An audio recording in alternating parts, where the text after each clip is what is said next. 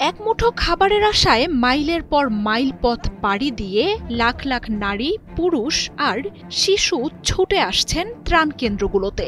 আর যখনই তারা সমবেত হচ্ছেন, ঠিক তখনই ক্ষুধার্ত এসব মানুষদের উপর গর্জে উঠছে ইসরায়েলি বাহিনীর মারণাস্ত্র। খাবারের বদলে সন্তান বা পরিবারের প্রিয়জনের রক্তাক্ত মরদেহ কাঁধে করে ক্ষুধার্ত শরীরেই আবারও পালাতে হচ্ছে তাদের। অসহনীয় এই পরিস্থিতি এখন গাজার প্রতিদিনের ঘটনা। গণমাধ্যমগুলো বলছে, ত্রাণ কেন্দ্রগুলো আসলে ইসরায়েলের পাতা মৃত্যু ফাঁদ। দিনের পর দিন অনাহারে থাকা গাজার বাসিন্দাদের ডেকে নিয়ে হত্যা করছে নেতানিয়াহুর বাহিনী।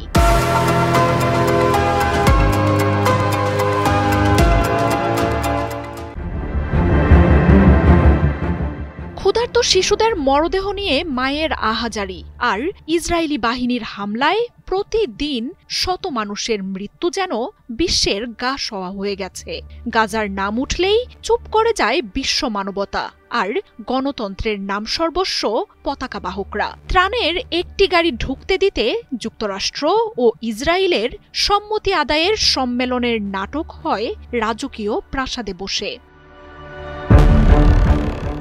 প্রথমে চালানো হয় হামলা, বন্ধ করে দেয়া হয় সব সীমান্ত।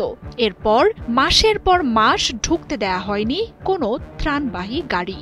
বোমা হামলা থেকে রক্ষা পায়নি ফসলের জমি আর খাবারের দোকানগুলো।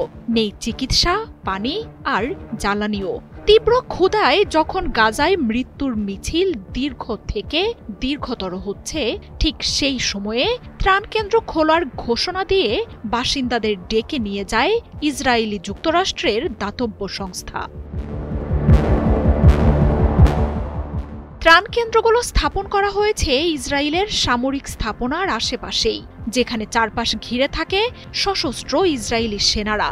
প্রবেশ ও প্রস্থানের একটাই রাস্তা থাকা সেই ফাঁদে পা দেওয়ার পর কোনো সতর্কতা ছাড়াই গুলি চালানো শুরু হয়।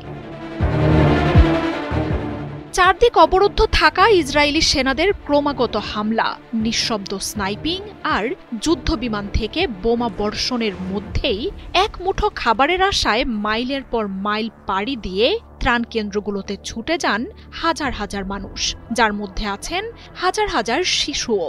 তবে এরপর যে অবিশ্বাস্য নিষ্ঠুরতা ইসরায়েলের নেতানিয়াহু দেখান, তা কোনো মানুষের পক্ষে কল্পনা করাও সম্ভব নয়।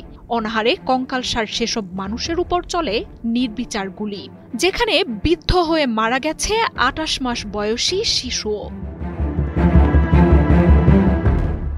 মার্কিন ইসরায়েলি দাতব্য সংস্থার এই ত্রাণ কেন্দ্র এখন গাজাবাসীর জন্য নতুন মৃত্যুফাঁদ, যেখানে সরাসরি গুলির নির্দেশ দেয়া আছে সেনাদের। বিশ্বের সামনে এই ঘটনা ফাঁস হওয়ার পরও তা নিয়ে খুব একটা মাথা ঘামায়নি ইসরায়েল।